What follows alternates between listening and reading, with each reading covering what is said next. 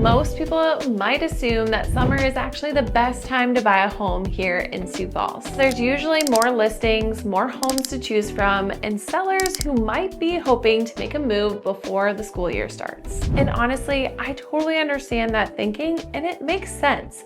But here's what the data is actually telling us right now. Before I jump into the specifics, I think we need to look at the big picture.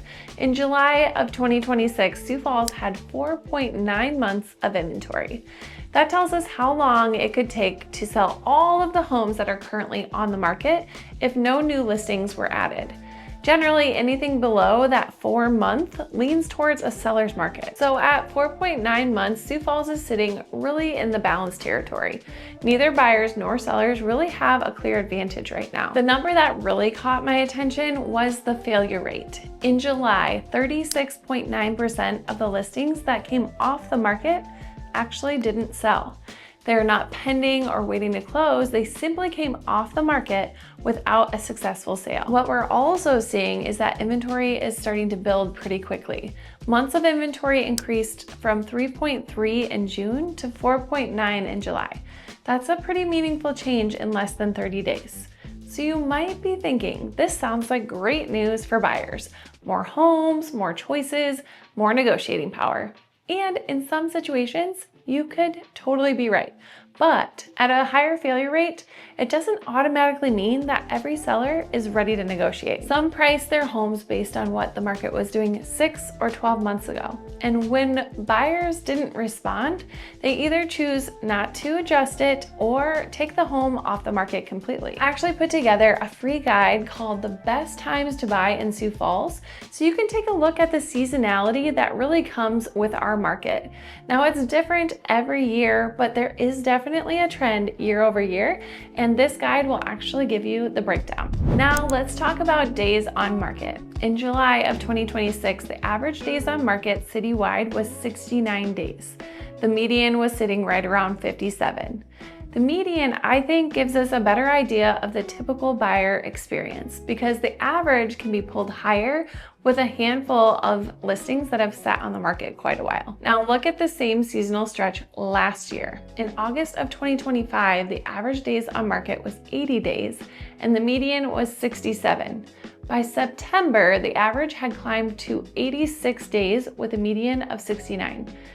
What that means is that the typical Sioux Falls home that sold in September took more than 2 months from the listing to closing. So the time it went on the market to the time it closed with a new buyer.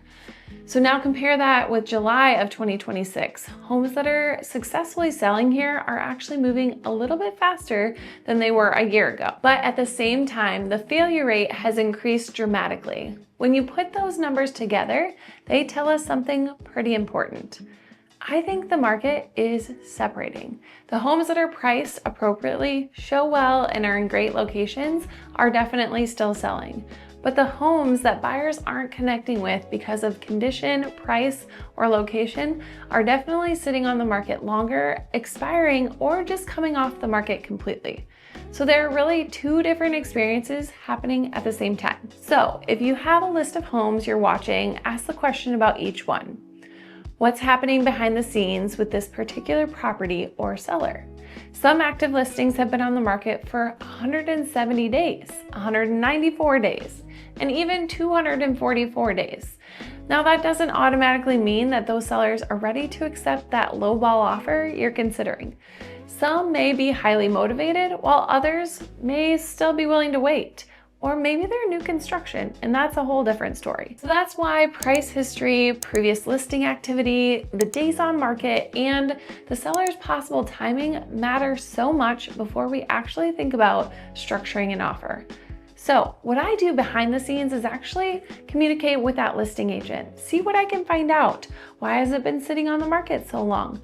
What has been the feedback from other buyers? Are there any other buyers that are considering an offer? Or maybe they've already gotten an offer that they've turned down. There's lots of different scenarios, and actually having that conversation up front can change how we look at a property and how we interact with that listing. Now, the next number buyers need to understand is what's called a sale to list ratio. Now that tells us how close the final sale price was to that original asking price. So in July of 2026, our citywide sale to list ratio was 99.4%. So even though the inventory was higher and we had a 36.9% failure rate, the homes that actually made it across the closing table still closed pretty close to asking price. Now look at what happened last year. The single family sale to list ratio was 99.3% in June, 99% in July, and 98.9% in August. But by September, it had dropped 97.8%. Now it's that September number that really matters.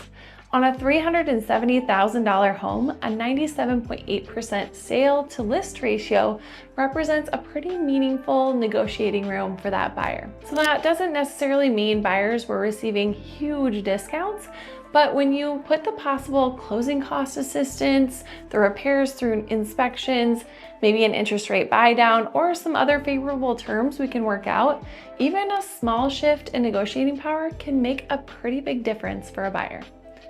Now, this pattern suggests that August is often when inventory builds and the market begins to slow.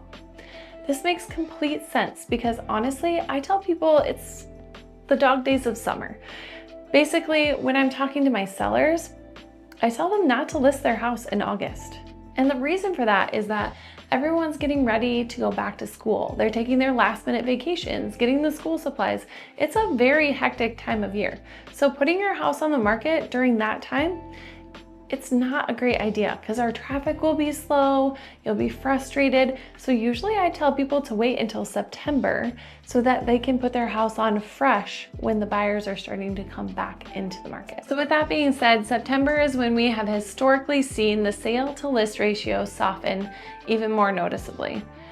That may create a better opportunity, particularly for the buyers who don't have to force a move before the school year starts. So if you're not tied to getting your children into a specific school with the move, maybe waiting it out is the better decision. One thing to note is that opportunity is definitely not the same across every part of the market.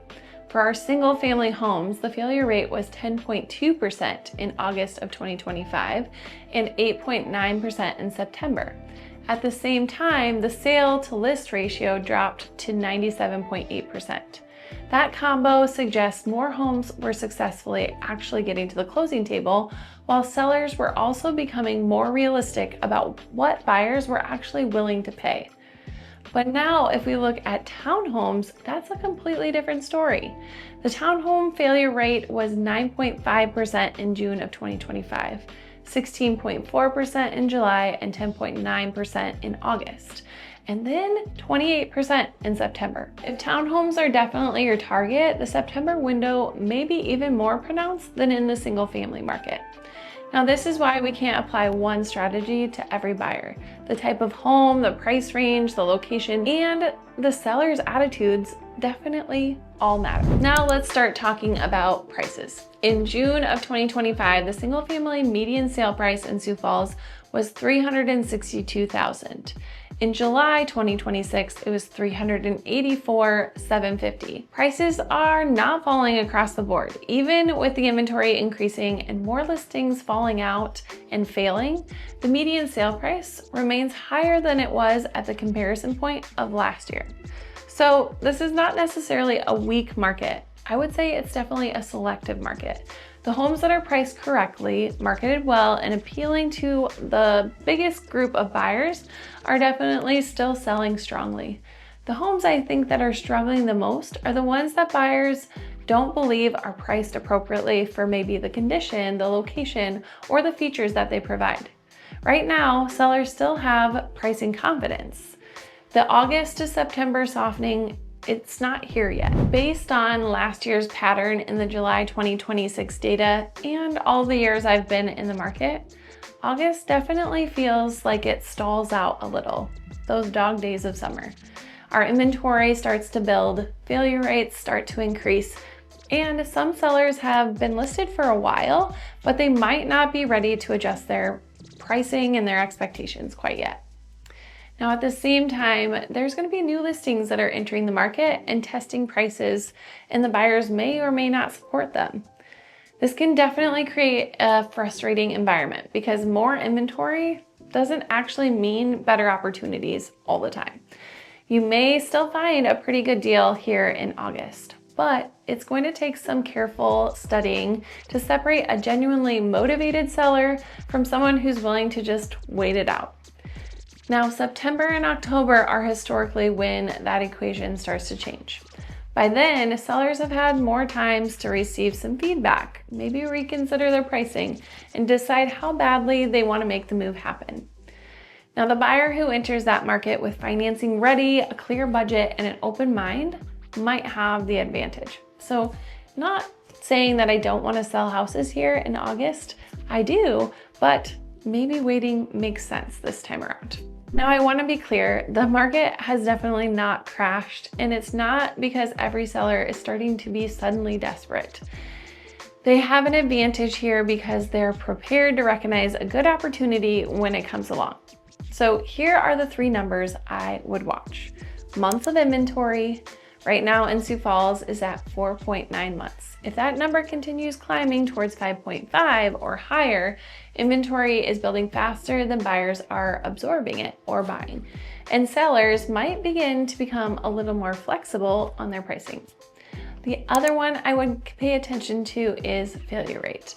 The July failure rate was 36.9%. Now, if that stays elevated or climbs even higher, it may mean more sellers are holding on to the pricing the current market is definitely not supporting. And the third would be the sale to list ratio. The July ratio was 99.4%. If it drops below 99% through August and September, that's probably a sign more negotiating room might be opening up. This is definitely not the market falling apart. It's the market becoming more selective, and this happens every single year. I do believe there might be a better window coming, and it might be coming in September. But timing the market is definitely only one part of the decision. Before you decide whether to buy this summer or wait until this fall, you also need to understand what your budget will realistically buy you here in the Sioux Falls market, and what that payment might look like each and every month. So in this next video, I break down how much home you can really afford in the Sioux Falls area, including some numbers you should definitely be looking at before you start shopping. So check out that next video, and I'll see you in the next one.